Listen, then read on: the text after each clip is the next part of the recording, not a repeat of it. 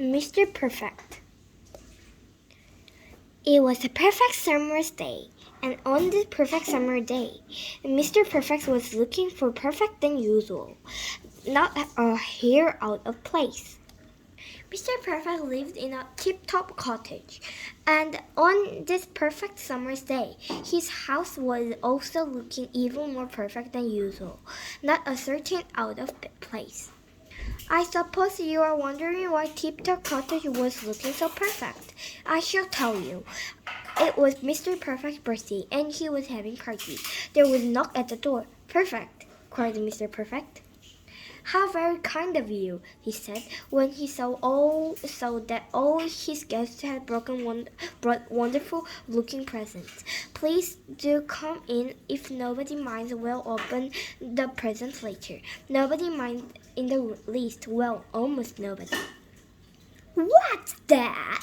roared Mr. Uppity. "I don't have time to waste, you know. You better make sure we don't get bored today."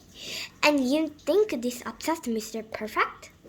"Of course not. Mr. Perfect had perfect manners, unlike rude for Mr. Uppity."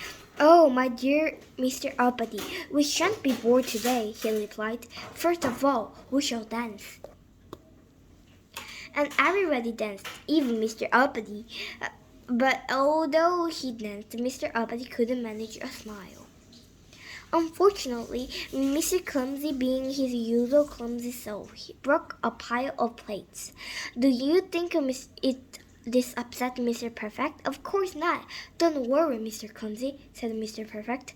And being a perfect person he was, and not in the least bit clumsy, he produced a whole lot of plates made of cardboard. Then he brought in a cake. It was huge, it looked wonderful, it smelled terrific, and Mr. Reedy thought it tasted delicious. He gobbled up the whole cake in 3 seconds flat. There wasn't a crumb left for anybody else. Do you think this upset Mr. Perfect? Of course not. Being perfect, he had already guessed that what would happen. Quickly, he brought out lots of small cake. There were plenty for everybody, even Mr. Perfect. But as he was not greedy, he only ate one. Only cake was only perfect for him. Once everything had been eaten, Mr. Perfect opened his present.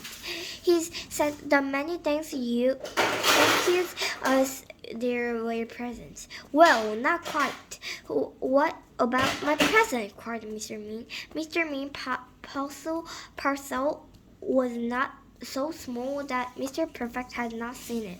Mr. Perfect opened the tiny parcel wrapped in newspaper. "Oh, Mr. Mean," said Mr. Perfect, "you give me your lump of coal. How kind of you. It's delightful." "If I'd known, I'd only give you even half a lump," grumbled Mr. Mean. "That's it! I've had enough," cried Mr. Uppity suddenly. "I've fed with you, Mr. Perfect. And do you know what? I will tell you. I have discovered that there is the most enormous, unbelievable, exasperating fault with you." "Would you so kind as to tell me what that might be?" asked Mr. Perfect, as polite as ever. "Don't you understand?" cried Mr. Buddy. "Your fault is that you have no fork."